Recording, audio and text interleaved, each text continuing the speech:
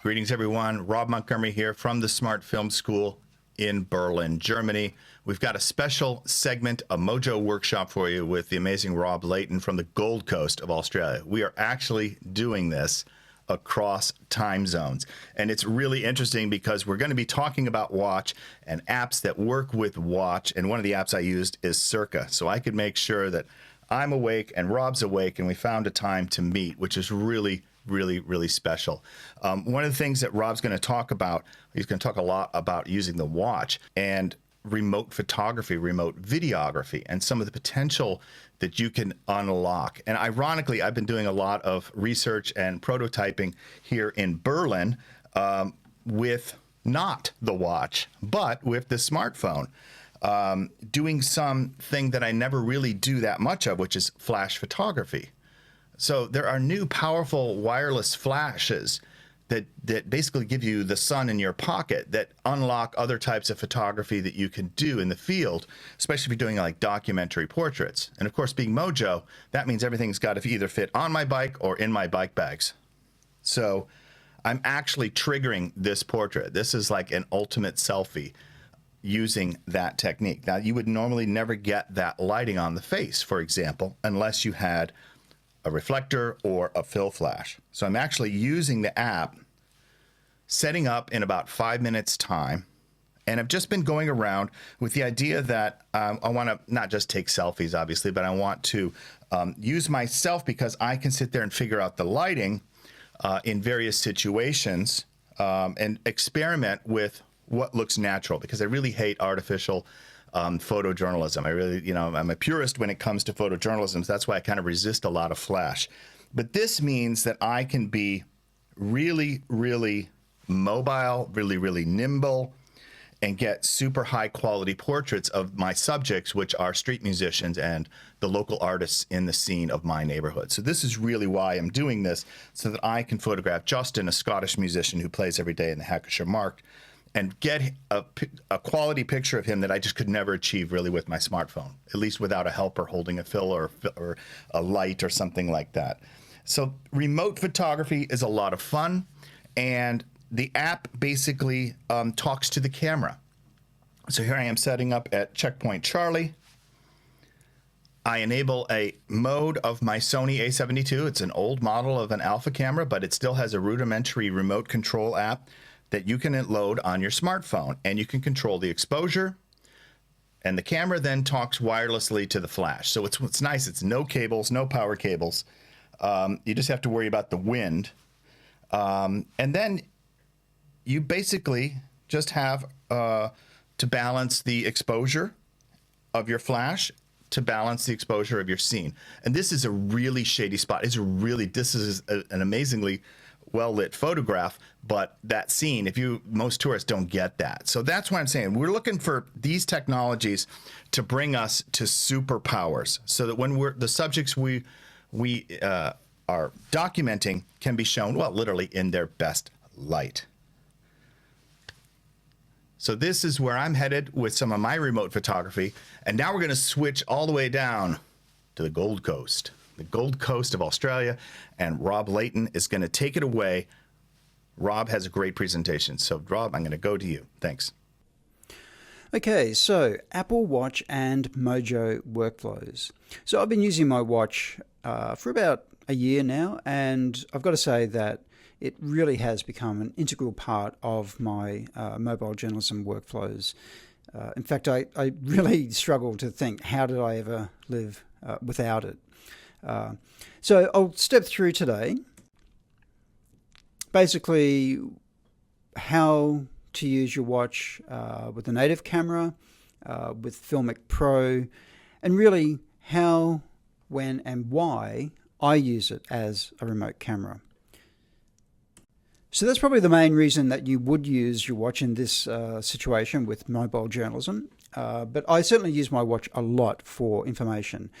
You can see here, this is my face, and it's really geared around the weather. It's got the tides, swell, wind, all that type of thing, because most of my work is really does revolve around the weather and the ocean. I do films in the ocean, so I'm working on a documentary about the surf culture here on the Gold Coast.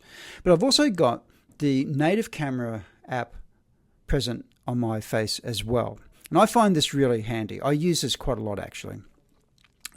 So when you open that up, you'll be presented with the screen, and it's got the shutter button there, and these 3 dots. So that clearly then will give you access to the settings. So you can change some settings within the watch itself, things such as live photos or HDR, swapping from the front or rear camera, and putting on the timer. And this can be really handy. You can put on a 3-second and I think 10-second timer, which I use quite often if I'm framing up and I want to see how I look and then quickly go around and do a piece to camera or something like that. But ideally, you'd probably really want to be setting a lot of these things up on the phone first and just using your watch as a remote. Now, once you have got it set up, there are some things that you can change from your watch, such as setting the focus, setting the exposure. But as we know, with the native camera, you can, on your phone, tap and hold for AE, AF lock, that's automatic exposure, automatic focus, and you run your finger up and down to adjust the level of exposure. Now, you can't do that with the watch face, so you'll need to set that with on your phone. But once you've got that all set up, you can zoom. You can go through the cameras. In my case, I've got 3. I've got an iPhone 13 Pro Max, ultra-wide, and tele. And if you use the crown dial, that will zoom in and out of your 3 cameras or 2 cameras or whatever you may have on your phone. Now here's an example of using my native camera remotely, where I've got my phone set up on a tripod. I set my exposures and I have everything framed up the way I want it to go. And then I wanted to take a picture of the low tide mark. And I walked over to put myself into the frame. And then I saw one of my surfing buddies, Laurel, walking along. And she came and said, "Oh, what are you doing, Rob?" And I showed her. And so she could see my screen. I said, "Do you want to be in my picture?" And so she said, "Yeah, why not?" And so I'm actually taking the photo. You can see me holding my watch. She's looking at it. And this is a picture of me taking this photograph. Now, the reason I'm showing you this, though, is that it's quite a good range. Now, my phone is probably about, it's a good 10 to 15 meters at least away from where Laurel and I are standing. So that's not a bad range. And that's one of the benefits, of course, that we know about mobile is you can put your phone just about anywhere. So in this case, I've got it in a tripod, but if you were to stick it on the ceiling for a downward view or wherever, the footwell of a car, anywhere unusual, and then you can use your watch to start and stop recordings or take photos. That's the beauty of it.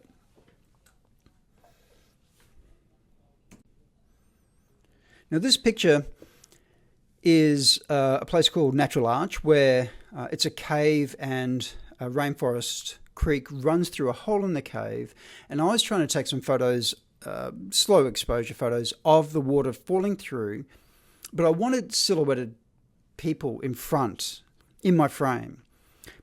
And this is a popular tourist destination here. But the problem I found was that people were too polite. Whenever I'd go to take a photo with my phone, they'd go, "Oh," and quickly run out of the way and try to get out of my way. And I'd be saying, no, you're fine. That's okay. But people would be just too polite. So I found it better if I just stood aside from my phone and my tripod and took the photos with my watch. That way, people thought I was just simply looking at my watch a lot, when I'm actually just tapping, and taking photos without them knowing about it, so they were quite candid. Of course, we don't want to invade privacy or be sneaky about it, but in this case, I was able to get some nice candid photos.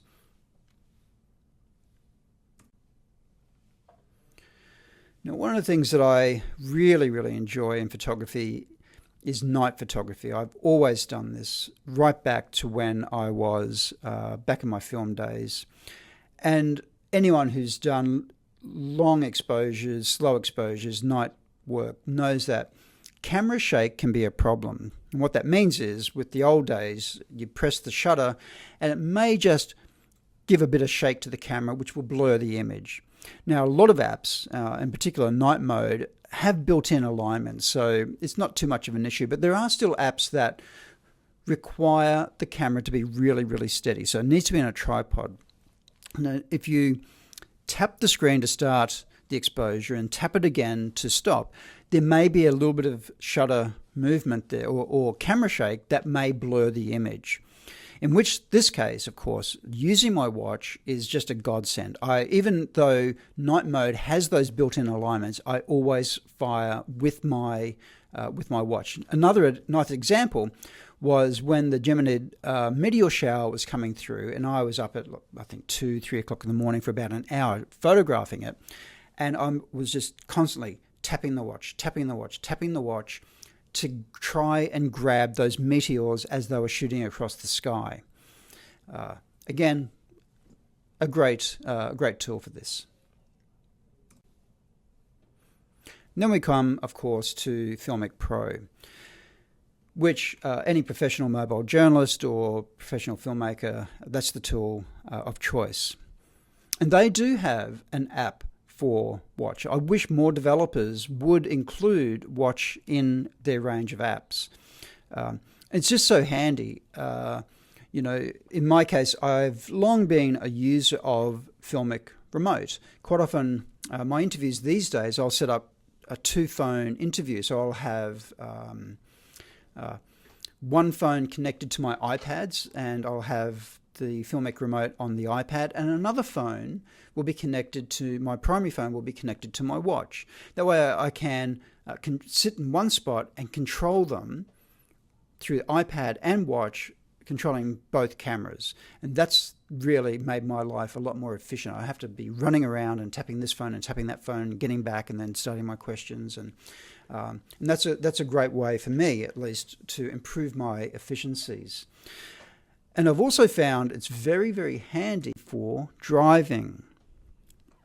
So this is a great tool for driving. Whenever I'd go traveling, pre-COVID, of course, I'd like to record where I'm driving and what the surrounds are like. But it's quite dangerous, It's a distraction to try and lean over and tap that start button of my phone on the dashboard. And of course, distracted drivers are dangerous drivers. So this is a nice solution, and this has made life so much safer for me, where I barely have to take my hands off the wheel. It's just a movement of my wrist. I see something interesting on the road that's coming up, tap the record, go past it, tap to stop, and there's minimal distraction. Of course, the key is to set up that phone beforehand, have all the settings set up. Now, this is connected via a 3 suction cap mount, and this mount I take it with me everywhere. It's so handy. I use it all the time. It's just a cheap one. I think I found it on eBay or Amazon, but it is just, again, improves my efficiencies, and I use it in the most unusual positions. It really is a terrific thing, such as in the pool. Here's some photos I took. I was engaged by Swim Ireland to do some workshops for them. They wanted to know how to use their phones in the pool to record their athletes. And of course, this is where I specialise, is using my phone in the water or in the ocean. So in this case, I've got my 3 suction cap tripod and a housing on my phone, and I used my watch to take these photos of myself. In this case, I was demonstrating how to use a white balance card for adjusting white balance in the water, because we lose so much red light, and this pool is really, really blue. So that's what I did. I've just got my timer set to 10 seconds, and I'd press the shutter, push myself down, and it would take this photo. Admittedly, the water, though, does impede the signal a little bit. So I had to do this a few times, but still, it's something that is a bit unusual. But the watch enabled this for me. I would not have been able to do this without having that remote capacity of the watch. Or on a boat, on a surfboard. I'm doing this documentary about surfing. I stick my phone on the front of my board, a wave comes, I tap record on my watch, and off I go. Or in this case, on the bow of a sailing dinghy, where I'm teaching my son how to sail. Now, when you're sailing, you've kind of got your hands full. We've got ropes and lines everywhere. I've got my hand on the tiller. I'm trying to pull in this headsail. So for me, I'm just quickly tapping the watch, sailing, getting clips, tap the watch again. I can do a couple of basic adjustments. And it gave me time to concentrate on instructing my son in how to handle a boat. So there are some tips on how I use remote and how I use watch. And I thought maybe I'd just leave you with this one.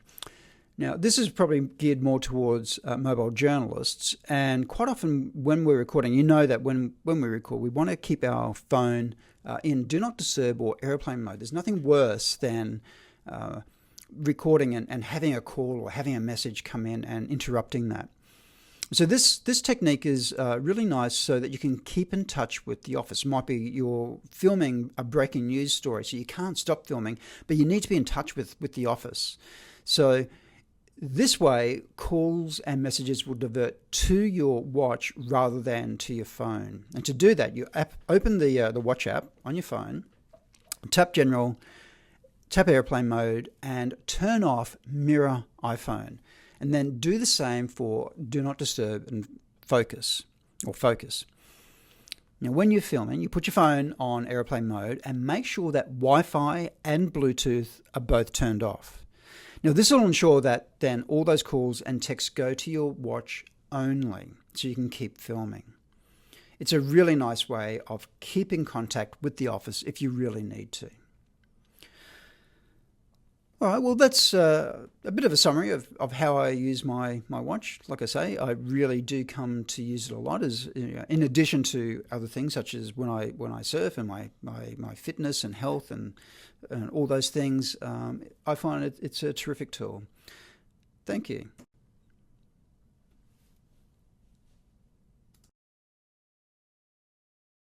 I'm joined now with the man from the Gold Coast, Rob Layton. Hey, Rob, greetings. Or how do you say that in Australian? G'day, mate. How are you? G'day. Really, you do that? That's amazing. G'day. Oh, well, yeah, absolutely. That's Okay. what we say. It's like, g'day, how are you? When we're dealing with a lot of broadcast reporters and training them, like you said, phoning home, phoning the office, getting that constant contact with your producer usually requires like a second phone. You're saying you can use the watch. That's really this is right. Absolutely. A lot of people do use a second phone, I know. And this is a solution that I was aware of. And it was actually through my contacts at Apple. I said, surely there's a way of doing this. And they looked into it and came back with that solution for me. So I'm trying to encourage journalists to go, well, this is what you can do. Of course, I'm a big believer in having a second phone. I do have a second phone. So of course, you don't always upgrade and get rid of it, but you can have that. But sometimes you might want your second phone for second camera, in which case use your watch to stay in touch. Why not? Absolutely.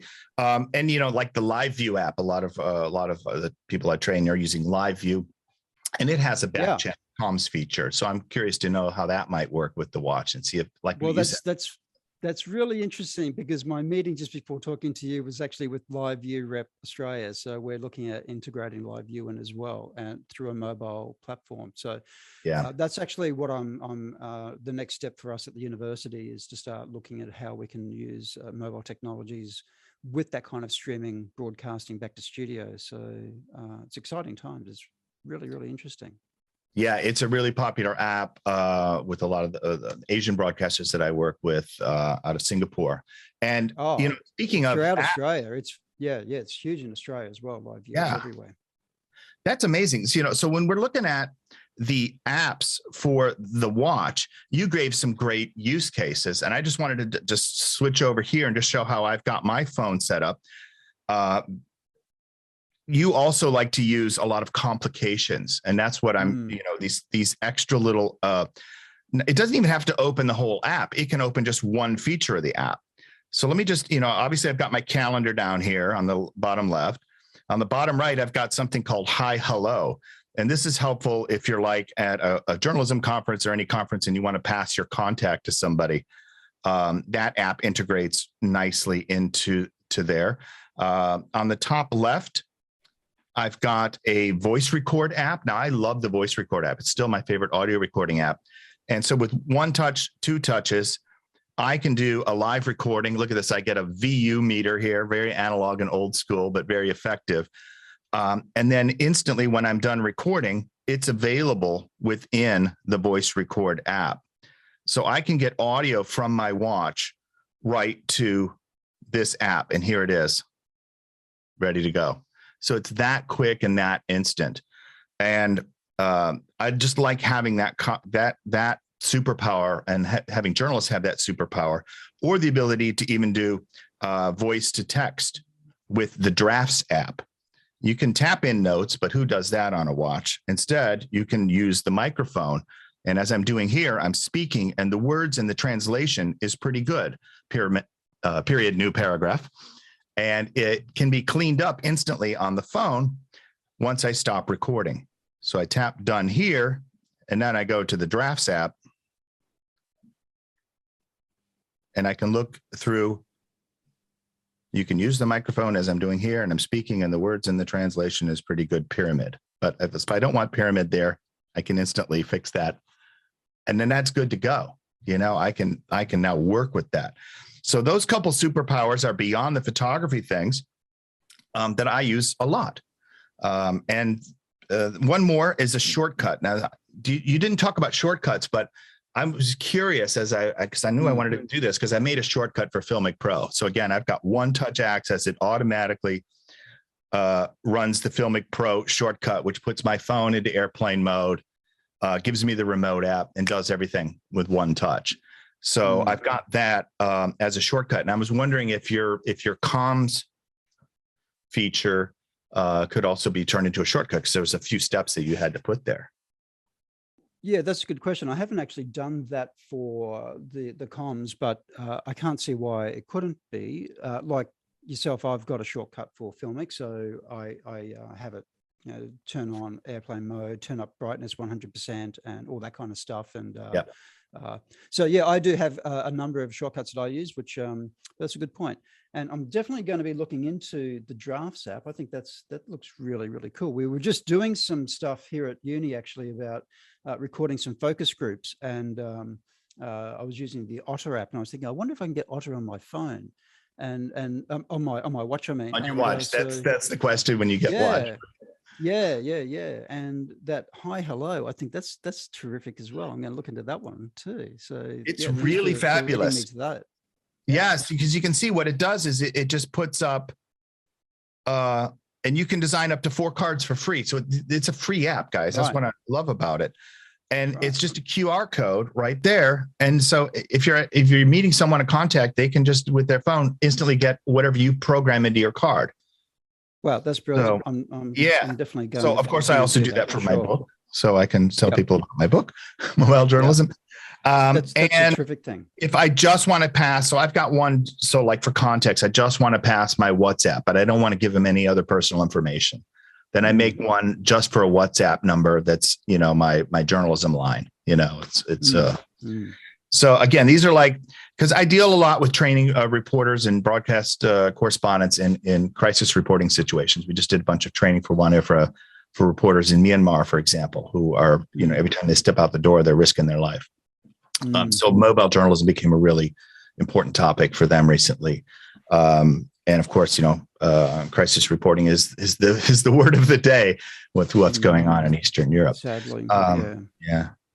Hey, did you have some other thoughts to share about flash photography? Because like I said, that was something that's kind of old but new to me. I hadn't done it in decades. Yeah. Well, I found that really interesting what you were talking about there, because likewise, I haven't done any flash photography for quite some time, because I've got a background in film photography, and back when I was an early journalist, and all my best friends were photographers, and they taught me the ropes.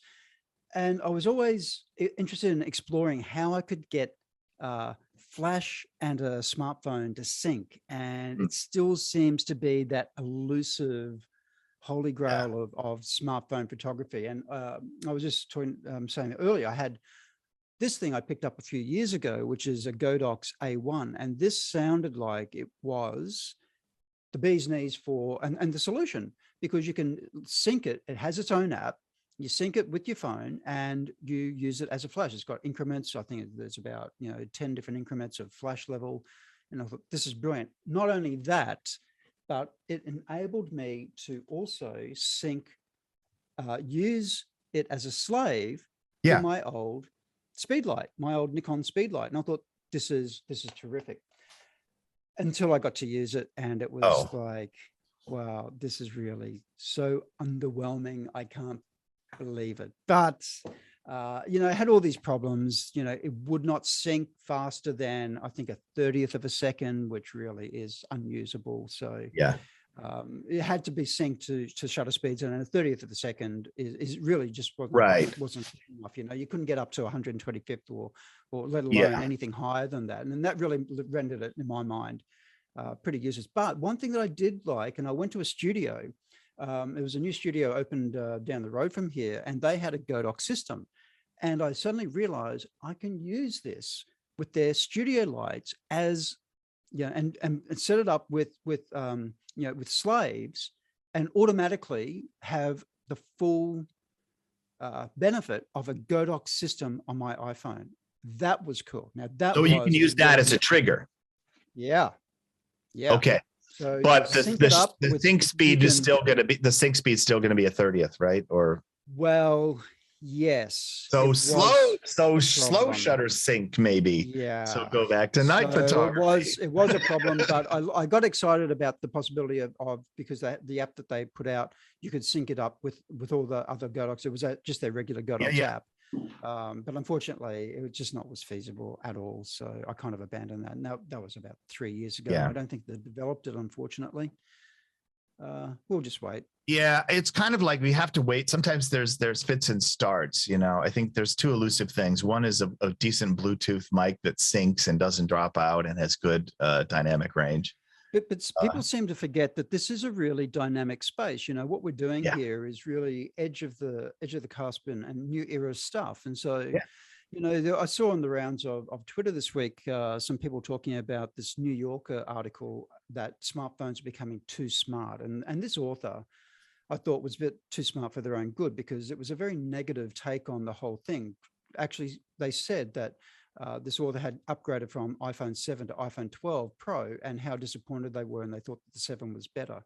I mean, in what world can you possibly consider that the level of technology from 7 to 12 is not a huge leap? So, you can look at things. Because it's the marketing, it's the annual. Yeah.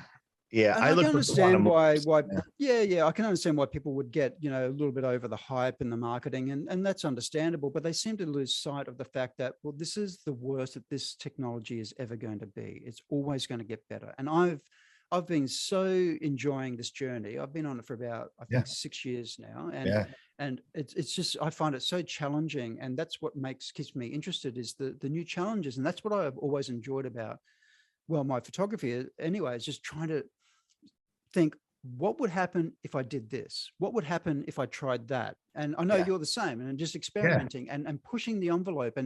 And I find that really exciting, and that gets me going. And that's why I get up before dawn every day to go out and do this. That's really commitment. That is amazing. You take these amazing pre-dawn surf pictures, which means you've got to get up really early. And well, thank you. I do that a couple days a year in Italy, the sunrise film walk, but you're doing it every day. That's a lot of dedication. Midsummer, it's 3:30 alarm, and that gets a bit tiring, I have to admit. Wow. But you get a lot of you've gotten a lot of recognition for those amazing pictures. And thank you. Like you said, pushing the envelope. The phone doesn't belong in the water, so why not put the phone in the water and let's learn about it? I love it. Well, phone doesn't belong on a bike. I put my phone on a bike. I'll put a 360 camera on my bike, and do journalism with it, and take you along. So small cameras telling big stories. It's not just the phone. The phone can, as we've demonstrated today, can interact in many different ways. You can interact with other small cameras that can fit in your backpack or bike bag. It can talk to other smart devices on your wrist and other wireless devices that work and sometimes don't work, right? Absolutely, absolutely. So yeah, sometimes like, maybe the Godox isn't quite there yet, but things are ramping ahead, and everyone's in this race for market share, and we benefit from that. I mean, what a wonderful environment that we live in, that we're getting this technology that's so accessible and it's in the palm of our hands. I mean, that's the thing about, the underwater stuff. I've never had considered it before because it's too expensive. Right. The But Mykonos was the only thing growing up you'd ever seen. It's always, thousands and thousands and beyond the reach. And the there's same with still anamorphic filming. I never there's would have still, considered yeah, anamorphic right. filming until Moondog Labs came out with $125. So for students, this is the best time you're ever going to have. You do not need to think I need to be on a $10,000 camera system to make a film. Yeah, it's like absolutely. you don't. And this is what I try to instill in my students. That I see these pennies drop all the time. We're teaching mobile this semester. We're just coming towards the end of the semester, and they're all working on their films right now. And I see the pennies drop when I'm showing them not just what I've made, but what other professionals have made, and they're almost disbelieving that this could be done with a phone. I say, that film is made with the same phone that you're holding right now. So why can't you do this? This was from someone in Europe who's done this, and you can do the same thing. Why not? And that really is empowering when they can realize that, oh, wait a minute, maybe I can give this a go. Why not? That's the thing. That's exactly. And it is showing them those examples, which is really important. It's what I do. That's why, because you get yourself up that early in the morning to go surfing and take you to crazy places. I have a German wife, and the Germans love to be outdoors and doing adventures. And so my wife's crazy and goes to all these places, 4 great walks in New Zealand, smoking volcanoes in Iceland. And I'm like, I'll go with you, but I'm gonna take my camera. I'm gonna tell the story. So that becomes my research lab. It's like, okay, if I was going to do that and all I had a smartphone, what can you expect? So it's really, like you said, it's really instructional, because you learn where that edges are. You learn where things, and also, like you said, you're really keen on when things get better, suddenly better, a lot better. And they always will, and this is why there's always this hype about the latest phones, and there's always going to be some little increment that's better than the last iteration of that model. And this is where, we get a little bit of fatigue set in sometimes, but I do look forward to the new releases, but it's also a matter, as you say, knowing those limitations and working within those limitations. And that's part of the challenge. It's not so much what the phone can do, but it's also being aware of what it can't do, and working, within that parameter, and understanding, well, how far can I push this? And still those limitations, right? Those limitations are actually good, Yeah, absolutely. Well, those limitations of, fixed focal lengths has really made me a lot more disciplined in how I view things. So I don't have that big range of lenses to put on. I don't have the tele or the whatever it may be, but just it sort of disciplined me to look through, well, back then the wide and the tele was really it. Unless I put an accessory lens on, which I'm actually looking at going back to those now for different reasons. Really? Which one? Well, I've been playing around with a few, and so I picked up the new Beast Cage just recently, and I'm actually making a little modification to it right now, so I can take my Moondog Lab filter mount and put that on. So I really like using that for ND filters across the 3 cameras. So I'm in the process of modifying one of the plates to do that. I'll pick it up tomorrow. Okay. But I'm looking at, I'm actually been doing a bit of work with the, and I've worked with these lenses before, but the Beast grip tele, the 3x tele.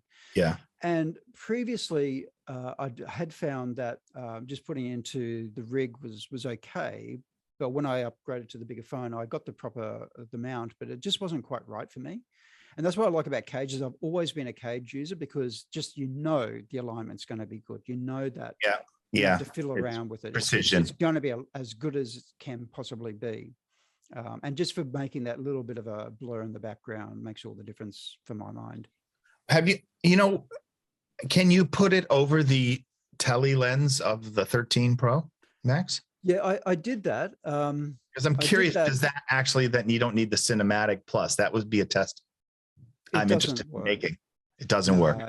I did it when I did it at a surfing contest recently, sitting up on the headland and put the 3 times over the tele lens. The tele lens. And it just, the tele camera, and it just, the quality wasn't quite there. It's just that they're not very compatible. It was passable. Okay. But I wouldn't do it. I wouldn't do it again. All right. Well, so you saved me a lot of time there, brother. So, but it was something I'm interested, because you're always trying to simulate, okay, that the video camera, what it can do is, you get true telephoto focal lengths for your typical presenter shots where you want to throw the background out of focus. It's an optical effect. It's not done digitally to look proper, especially with moving pictures. There's always artifacts. Well, around one of the other things that I'm moving back to looking at accessory lenses as well is just working off that main wide camera, because I find that when in post-production, when I'm trying to match the wide camera with the tele camera, because the tele on the iPhone is a smaller aperture, that you have to make the adjustments in the exposure, and that can really make quite a difference, I find. And so I actually get a bit of color shift. I see anyway, a bit of color shift between the wide and the tele, and the exposures never quite match. And I just, you can tell, well, I can see it anyway, that it's different. Yeah. So having that one wider aperture, even though I think it's only like, point whatever of a stop, it makes a difference. It does make a difference. It makes a huge difference. And so it's the only lens I use out of this thing.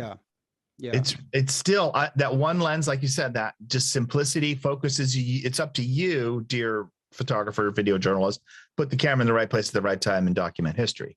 Don't sit here and try and fuss with it back here. So I think it makes you work a little more, and that's good. And like I said, so 2 things that you mentioned was ND filter. So I also have like a smart rig cage, and I've got like an ND stack I can just put on with a lens hood. So when I want to go into Filmic Pro and I want to shoot at 24p and I want to have a slow shutter speed so it looks film, real documentary film, like I can just boom, put that, snap that on. And then the other one is the Moondog Labs. So I could just bayonet in the Moondog Labs. And that's the only lens I would ever do, because I love that anamorphic look. I love stuff that looks from smartphone to silver screen. It just looks natural when it's projected big. It's a great lens. I've got one of those here, and then I need to get the new holder, because I don't have the filter mount holder to put ND on that. But that's probably that's minimal but maximal filmmaking potential out of just a couple small pieces of kit.